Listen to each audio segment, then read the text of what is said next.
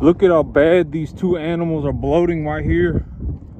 I would say that this is close to a borderline stage 2 bloat.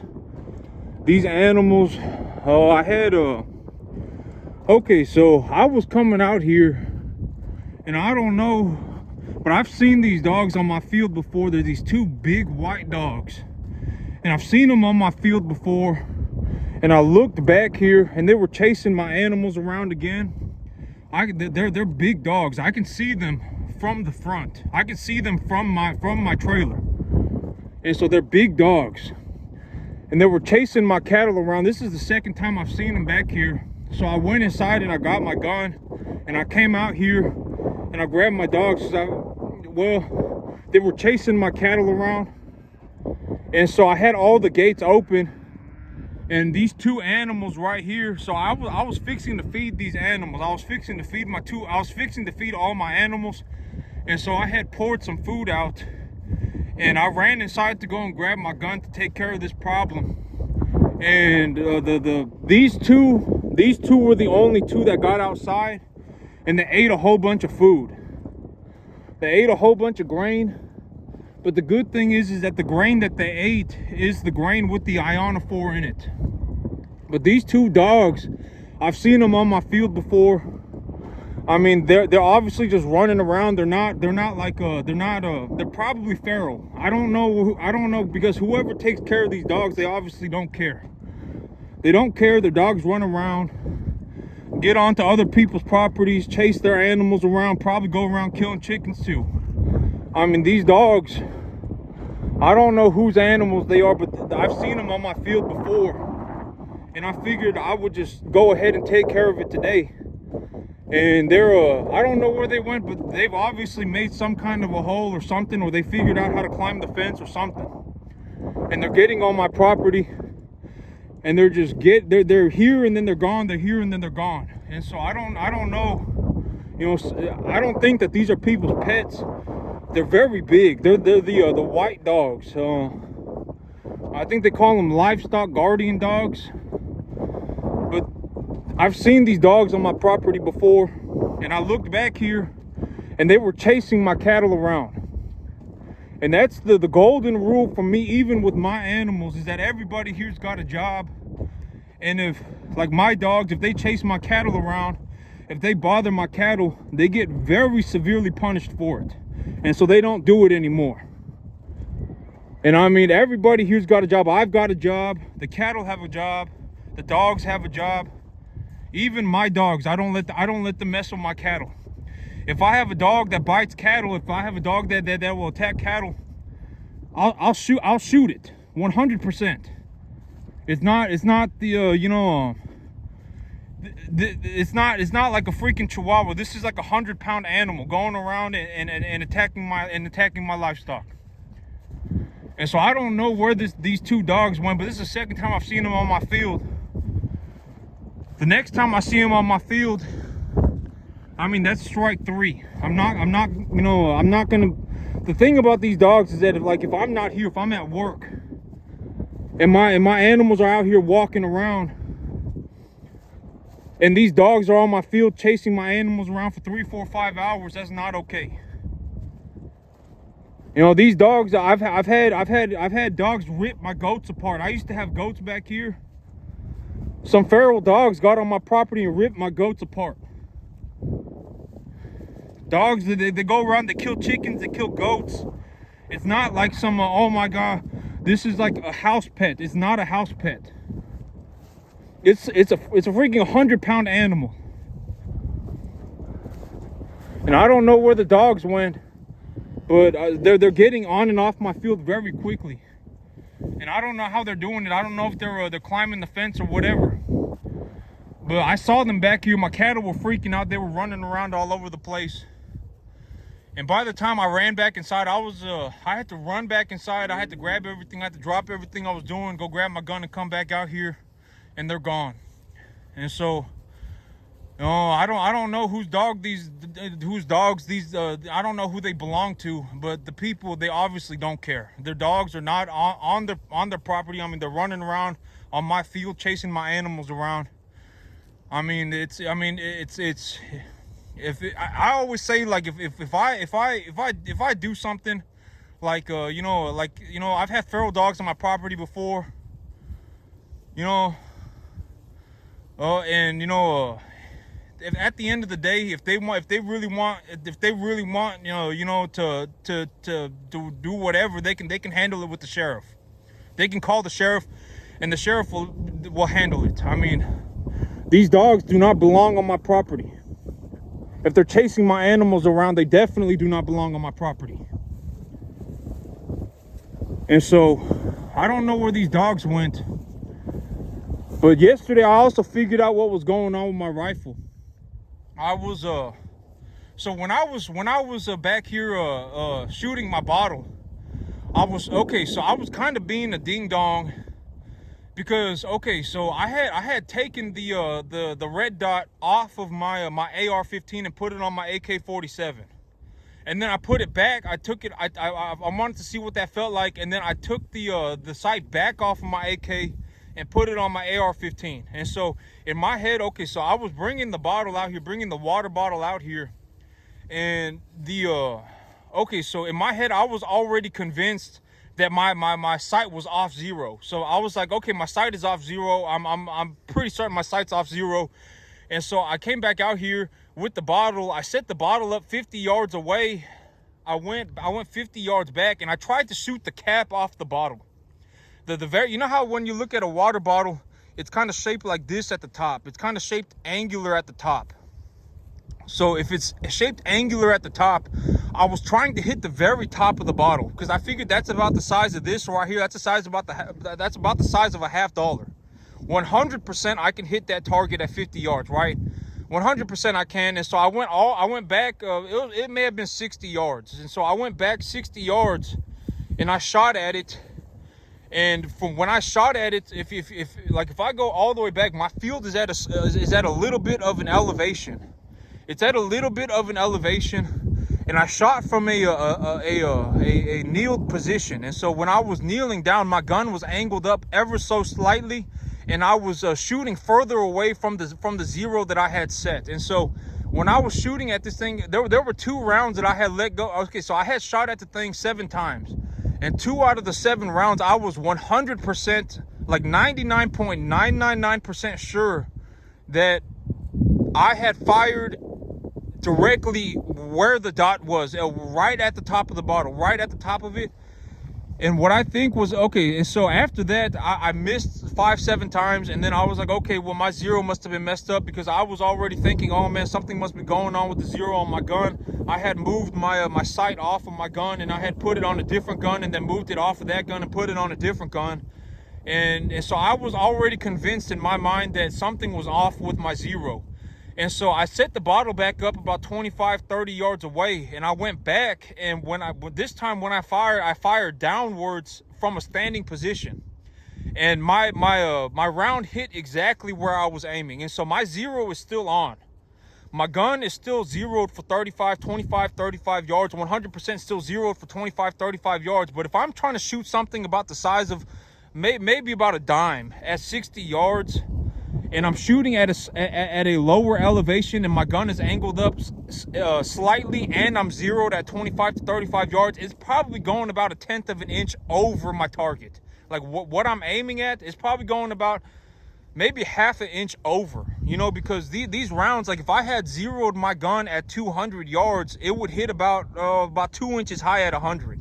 And so if I'm at 60 yards away, 50-60 yards away, I'm probably hitting about, I don't know, probably about 1/2 inch high. Like if I were, my projectile is probably hitting about 1/2 inch high. And so, realistically, well, my zero is set correctly. I was just kind of being a ding dong. When I was shooting my gun, I was sitting there. I was already convinced. In my head, I was like, oh man, my gun, the zero, I took the red dot off of my AR-15. I put it on my AK-47. I put it back, and then I took it off my AK-47 and put it back on my AR-15. That must have messed up my zero. I don't know what's going on with this gun anymore. That's what was going on in my head. And then I came out here and tried to shoot something about this big from 60 yards away. And so my rounds were probably going about 1/2 inch high. Realistically, I was probably hitting about 1/2 inch high, because I had zeroed my gun at about 25, 30 yards, 35, 25 yards, something like that. And when I was shooting at this thing, when I was shooting at the bottle, it was about hey, Lucy, drop it. You see what I'm saying? She can't be out here chewing on the cow bones. But my gun, the zero is probably I'm probably hitting about a half an inch high. And so, my round is probably hitting about a half an inch high or so at 60 yards. And so I was, because when I reset myself and I put myself back at that 25, 35 yard range, and I fired my weapon angled downwards, I hit the bullet, I hit the bottle exactly where I was aiming, and the bottle went flying about 5 yards back. And when I shot it again, I hit it again. And so, realistically, if I had re-zeroed my gun at about 25, 30 yards, and it flew back about another 5 yards. And so realistically, that was the range that I had zeroed my rifle at on this site. And so my gun is zeroed properly. And also yesterday, I bought myself a Christmas present. I bought myself a 5 times magnification prism scope from Spitfire on Palmetto State. It's a $600 scope, but they're selling it for $200 right now. And so I got it. It's 5 times just a flat out 5 times magnification. And I also ordered a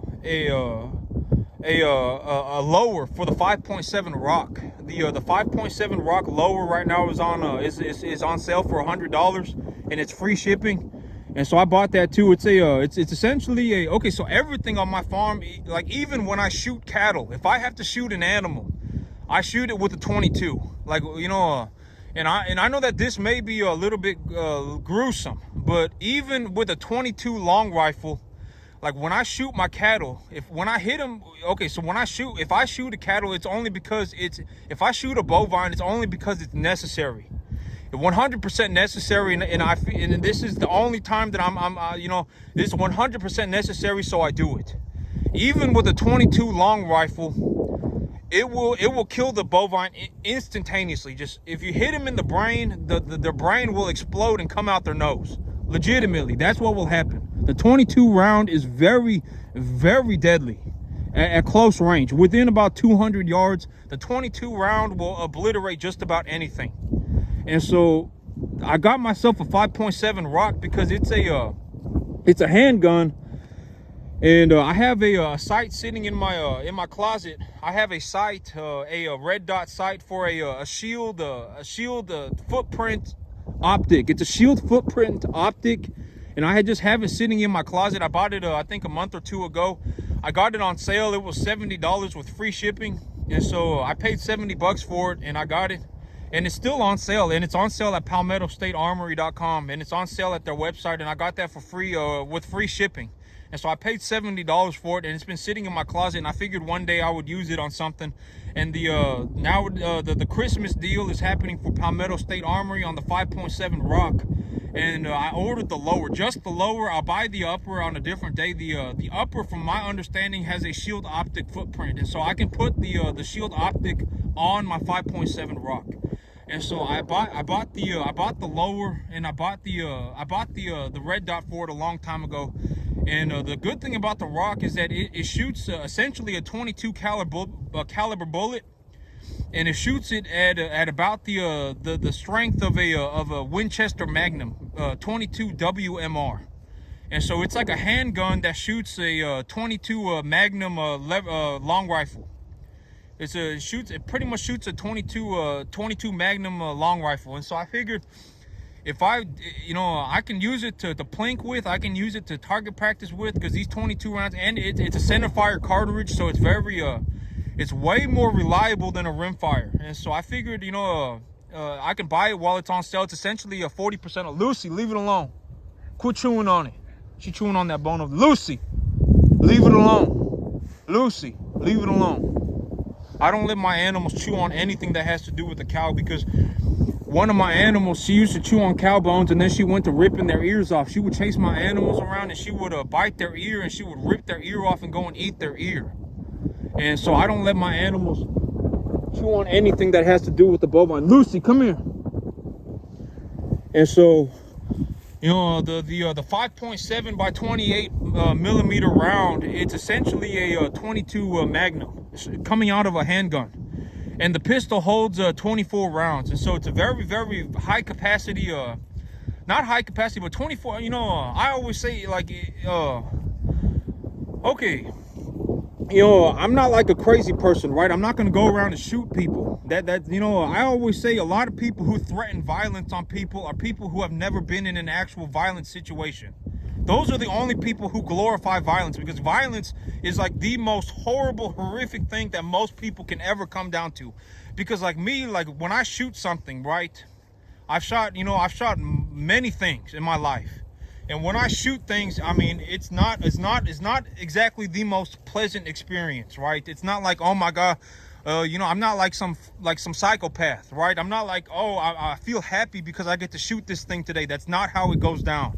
It's probably the most horrific thing. Like me, no matter what I shoot, if I shoot it, I keep my eyes wide open and I watch, because I tell myself, okay, if I'm gonna shoot this thing, I'm gonna take full accountability for it. So I'm gonna watch exactly where my bullet goes. And so, you know, shooting something is like most people mentally, it will be one of the most horrific things that they have to do. It just is. It's not like, oh my God, I go around glorifying violence.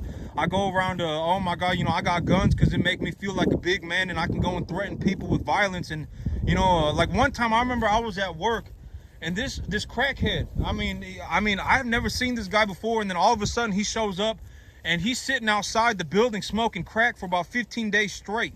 I mean, 15 days straight. He didn't go nowhere. He just sat in the same exact spot and just smoked crack for about 10 days straight. It wasn't 15 days. It was just under 2 weeks. It was about 10 days straight. And he's just sitting out there smoking crack for 10 days straight. And this guy, he kept coming up into the building, so I told him to leave. And one time I told him to leave, and he was just standing there, and he acting like he couldn't hear me. And I figured maybe he was on drugs, because sometimes when these people, when they take drugs, they can't hear what you're saying. They don't comprehend what you're saying, and so they'll just kind of zone out. They'll kind of go into like this tunnel vision mode where they can't hear or see anything. And so I was like, yo man, you gotta leave. You can't be sitting here in this building. You know, you can't be sitting here in this building like that. And the dude kept the guy, you know, he kept threatening to kill me. Oh man, I'm gonna kill you. Oh man, you know, and this guy, he been smoking crack for about 10 days straight.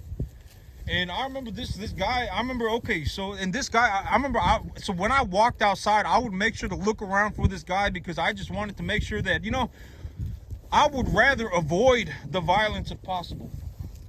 And this guy, he just kept threatening to kill me. Oh man, I'm gonna kill you. Oh man. And I said, man, what a loser, right? I mean, this guy legitimately sitting out here smoking drugs nonstop, and he's going around threatening to kill people. And from what I understand, he actually went to jail, and I never seen him again.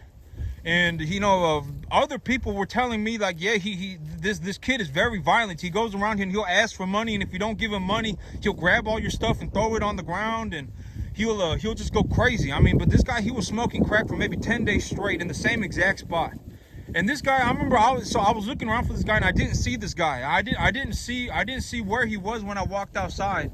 And so, you know, he was sitting behind this large pillar, and I didn't know he was gonna be there. And so I was walking around the corner to just go to the restaurant. I was going to the taco shop around the corner, and I walked around there, and suddenly this guy sees me. And he immediately, oh man, I'm gonna stab you, cut, I'm gonna stab you, cut. And he starts following me around. And I remember, you know, immediately in my head, okay, so right hand to God, immediately what went on in my, okay, because I was, you know, because this guy, he'd been threatening to kill me for a few days now. And so I was ready, right? I mean, I was like, okay, you know, like, I guess this is it, right? I mean, I guess this is it. I mean, I don't know this guy. He been out here smoking drugs for 10 days straight. And immediately, I mean, I remember it was probably I mean, it's not a pleasant feeling, you know, to feel like, oh my God, I genuinely need to shoot this individual. It's not pleasant. It's not pleasant at all. And you know, it almost feels like you're gonna, I mean, like the adrenaline dump is insane. It's freaking crazy. And I remember when I told myself, okay, because this guy, he been smoking drugs for 10 days straight. If I shoot him with a little pistol, he may not, you know, he may not go down, right? He may not go down. And so you know, but these things, they happen in like 2 seconds. I mean, they happen very rapidly, very rapidly. And I remember in my head, my plan was, okay, I'm gonna shoot the guy in the pelvis. I'm gonna shoot him in the pelvis. I'm gonna break his hip, and I'm gonna try and run away. That was my plan. Like, you know, it's like when I like it. Really, you know, like a hand or like a gun or something, killing people is not like this glorified thing. It's like a very, very, very last ditch effort, right? I mean, I'm not like a crazy person. I'm not gonna go around shooting people. That's not what I do. You know, I don't like but this guy, I think when he looked at me and he was following me around, telling me he was gonna stab me, and you know, and I looked back at him, I think he figured out something was wrong. Because you know, he looked at me and he kind of followed me around for about 10 seconds, and I told myself, if this guy takes about 3 steps towards me at, you know, rapidly, if he starts coming at me, I'm just gonna shoot him in the pelvis. I'm gonna shoot him in the pelvis, because I don't know, if I shoot him in the chest, he may not die. He may want to die. I don't know what's going on in this guy's head, right? Like he been out here smoking drugs for 10 days straight. I don't know. He may not want. He may actually want to die. And so, you know, there are people who, you know, they'll do something crazy and call the cops and threaten the cops, and the cops will shoot them, and they'll call it suicide by cop, right? There are some people who genuinely want to die, and I was like, this guy, he may want to die. I don't know. And so, you know, my big plan was, I'm going to shoot him in the pelvis and I'm going to run away. I'm going to break his hip and I'm going to run away. That was genuinely my plan. And, you know, but you know, like, you got to be a crazy person, legitimately crazy, to go around, oh my God, you know, I got a gun, I'm a big man now, I'm gonna go and shoot this person. Oh man, I'm gonna go shoot 5 people. I mean, you got to be freaking nuts. And that's not me, right? Like, I'm not gonna go around and shoot people. I don't glorify violence, and it doesn't matter what the violence is towards. I don't glorify it. I just do it because it's only when it's a necessity. And the guy actually went to jail, and I never seen him again. They finally arrested him. I mean, people were calling the cops on this guy repeatedly, but that's the thing about Dallas, is that Dallas, if you call the police, they're not going to come. Almost never. I mean, you got to call them like 5, 10, 15, 20 times before they show up. And so, you know, they're not going to come. And this guy, I mean, he went to jail, and I never seen him again. But that's the thing, you know, people who, oh my God, I got a gun. Oh my God, you know, I'm the big man now because I got a gun. Oh man, I'm gonna shoot 5 people. Oh man, if I don't like this guy, I'm gonna threaten to shoot him. They've probably never been in a violent situation ever in their life. You know, probably never. I mean, it probably has never happened to them, because violence is extremely, I don't know how to describe it. It is like the most exhausting thing that could ever happen. I mean, like it's like sprinting up a hill. I mean, you sprint up a hill as hard as you can, and that's what it feels like. I mean, you know, it's very, very, very extreme. It really is. And I mean, I'm sure, I know that I mean, I'm sure that there are people out there who enjoy killing things, right? I mean, that's just what they want to do, but that's not me, right? And so when I buy a gun, it's not like, oh my God, I've legitimately, you know, well, there was another guy who was threatening to kill me. I mean, there was another guy in the parking lot who was and then he threatened me, and oh man, and you know, and I was just kind of fed up with it at that point, because people kept threatening to kill me. Oh my God, I'm gonna go, oh man, you know, I'm gonna kill you, I'm gonna stab you. I was just fed up with it, and I legitimately told the guy, if he don't leave me alone, I'm gonna shoot him. Legitimately, I told him, and then he left me alone, and I never had to deal with him again. And so, because I mean, I just got sick and tired of it. Like, why are these people constantly threatening to shoot me? Like, I will genuinely obliterate this man. And so, you know, like, I got sick of it. And so, you know, having a gun, it can be a very good thing. It can. And you know, I'm not saying crazy people should go and buy a gun, but I mean, you know, I bought myself a new 5.7 Rock.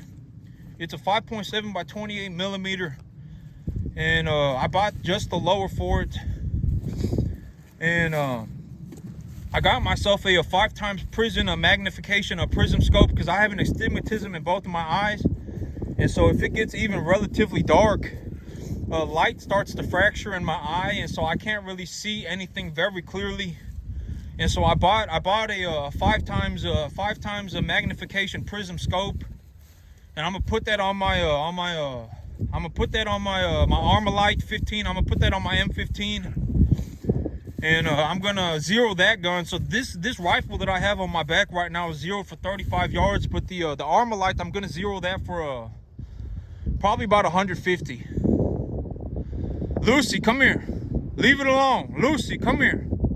So I'm gonna zero my Armalite for 150, and you know, I'm gonna call it a day on that one, and I should be good to go. I mean, once I know where my zeros are set, Lucy, even these guns, even like this. Okay, so I know that this may sound like one of the most poor things that I've ever said, but in all honesty, this $325 AR15 that I got on my back, I mean, it's probably the most useful gun that I have. It really is. Lucy, come here. You know, here in America, the AR-15 is, you know, I would say, like, if I lived in some other country, like if I lived in Russia or something, or if I lived in some other country, you know, people would probably look at American guns and go, dang, this is a real nice gun. But here in America, we look at the guns that other countries produce, like Romania and Serbia and all these other places, and we go, dang, they got really nice guns. But realistically, America probably makes the best guns. We probably do. And so, you know, like this gun on my back, you know, I probably put about maybe I've only put about I mean, I bought it and then maybe I bought it earlier. I bought the upper for this. So this particular upper, I bought it the lower receiver, I bought it about 2 years ago, and the upper receiver, because I had my AK, and so I was like, I don't really need another gun because I got an AK. And then the upper receiver went on sale for $220, and so I bought it then. And since then, I maybe, you know, but this particular gun, I've only really had it for about 6 months, and I've only put about 100 rounds through it. But I mean, it is probably you know, like I've had other guns, and I've sold them, and this is the only one that I really kept, other than my AK and maybe my M15, and I've got other just a majority of my guns I've sold them all legally, consignment at a gun store. And so, you know, but this gun, maybe I've only put about 100 rounds through it, maybe 120. And it's honestly, it's perfectly accurate. I mean, once I got the thing zeroed in, I mean, it hits about the size of a quarter. And you know, granted that this is you know, coming from you know, like me, I barely shoot 1,000 rounds a year. Maybe I shoot 1,000 rounds a year, maybe. And so I'm not like an expert level marksman. I'm not. You know, I'm not like some freaking special forces. You know, I'm not like a severely, extremely good marksman. Maybe I shoot 1,000 rounds a year, maybe. And so, you know, but even me, not being extremely good with the gun, I can hit something about the size of a quarter at 35 yards repeatedly. Maybe I pull 1 out of 5 shots, but I can hit it repeatedly at about, as long as I know. But that's the thing about equipment, is that you have to know how your equipment is set, right? That's, you know, like if my zero is set for 35 yards, then, you know, I need to understand that if I shoot my gun maybe 100 yards, maybe I need to hold just a little bit lower. You know, if I'm shooting 50 yards, maybe I need to hold about a ½ inch lower. If I got my gun zeroed to 200 yards, if I got my gun 0 to 200 yards, you know, if I'm shooting 100 yards, I need to understand that the projectile's I need to hold my zero a little bit lower. You know, I'm probably gonna hit about 2 inches high at 100 yards. And so as long as I know how, and the thing about guns is also, I mean, you know, if I change out the ammunition in my gun, it will change the zero of my rifle. And so, you know, a lot of people, when they buy these guns and they go, oh my God, my gun can't hit anything. Oh man, look, you know, I'm shooting my gun and my gun is going like 10.5 inches to the left top corner, and I can't hit jack squat. And it may be to do with the ammunition you're shooting. Try changing your ammunition. Try changing your magazine, because, you know, like me, when I shoot, I shoot for accuracy. Because it doesn't like let's say I was gonna go and try and shoot a hog, right? Let's say I was gonna go and shoot a hog. Realistically, what I'm aiming at is about this big. This big, that's about the window that I have, especially if I'm shooting a 223. And so if I miss about this, if I miss this target right here about this size, the hog will just run off into the woods and I'll never see it again, ever. I mean, probably never. I mean, no, it may take the animal 2-3 days to die legitimately, and it's not a good situation. You don't want to be in that situation where you shoot an animal and the thing goes running off into the woods and you never see it again. That's not where you want to be in life. It's a horrible feeling. It's not pleasant. And so, you know, realistically, got to be able to hit something about this big. So like if I'm taking my aim at something and legitimately like this right here, if I miss this size target, I mean it's not a good shot. And so, you know, I got my guns you know, if I change out the ammunition in my rifle, like let's say I'm shooting a 55 grain 3200 FPS FMJ, right? Let's say that I go from shooting a 3200 FPS 55 grain FMJ, and I change my ammo out for a 75 bow tail hollow point, 75 grain bow tail hollow point. That 75 grain bow tail hollow point is going to have a different impact location than the 55 grain FMJ. And so depending on what ammunition I have in my gun, I need to re-zero my gun. I need to make sure everything works constantly. You know, I need to make sure my equipment works. And so, you know, depending if anybody watching this has a gun and they're like, oh my god, my gun, you know, my gun can't hit jack squat, you know, all the rounds that I shoot go 10.5 inches to the top left corner. Oh man, I think I need to move my, this is also why I don't shoot iron sights, because iron sights, it's a pain to adjust them. It's a freaking pain to adjust them, and they're hard as balls to aim. I mean, they are so freaking difficult to aim properly with an iron sight. I mean, it is almost freaking impossible. And nowadays I can buy like a SIG Romeo 5 for $100. I would rather just buy the SIG Romeo 5 for $100 than buy a set of Magpul flip-up iron sights for $100. 100%. I would rather buy the SIG Romeo 5. Like the red dot sight I got on my rifle right now cost me $80. And so, you know, and I got it on sale. It was normally like $225. And this I like it. It's a Crimson Trace 1500 series. And I like it. I pulled the red dot off of my AR-15, put it on my AK, and put it back on my AR-15, and it held zero just fine. And so, you know, and I've had it on my back, and I've been walking around with it, and it's been you know, clanging around, and it hasn't lost its zero. And so that's very reassuring. That's very good. That, you know, that's how I would hope my equipment works, right? And so, you know, like I would not buy a set of iron sights. You know, I would rather buy a red dot for the same price. And so, but all my equipment, I did figure out what was wrong with my rifle yesterday. I'm gonna get my my 5 times magnification put on my M15. I'm gonna set that to 0 for about 150 to 200 yards. And if I need to make a long shot, but I wouldn't, I mean, okay, so you really don't want to be shooting about past 100 yards with a 223, a 5.56. Don't really want to be shooting past 100 yards. If you're going to shoot past 100 yards, you probably want to move to something like a 7.62 .39. Or if you're going to shoot past 250 yards, you maybe want to move up to about a 308.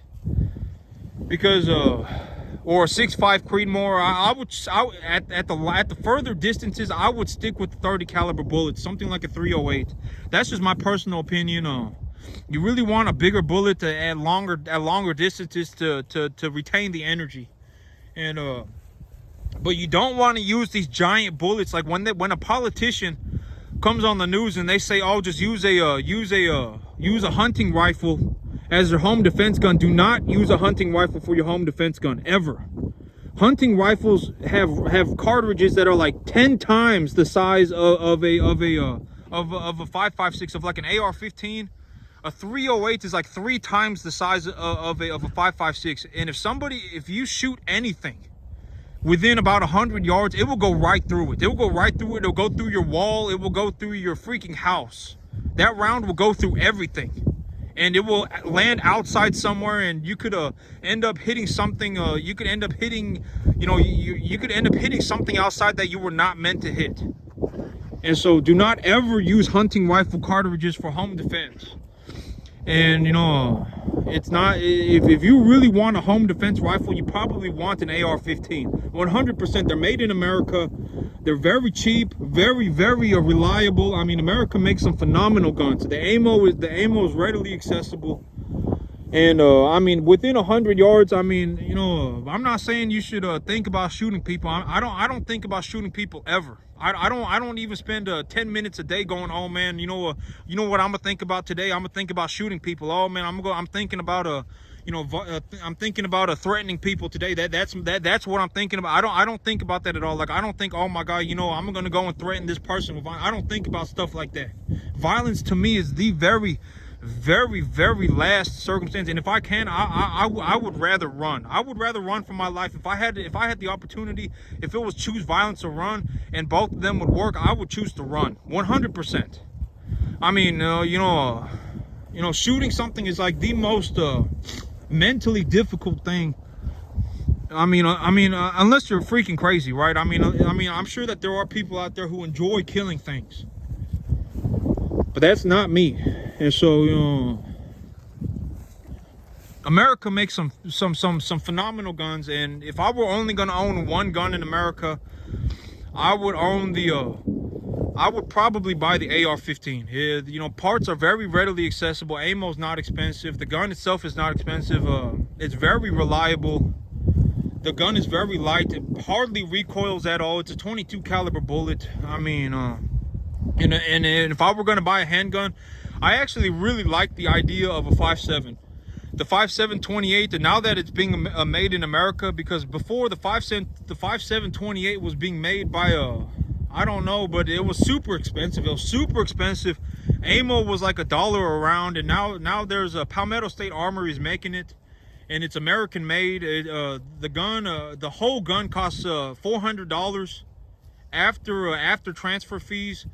But I only bought the lower, and I bought the lower for $100. I figured I'm gonna buy the rest of the gun later. I don't want to buy it right now because, I mean, I'm honestly looking for a little bit of a better deal. I'm gonna be honest. I want free shipping on it, and so I'm willing to wait. It's not a big deal.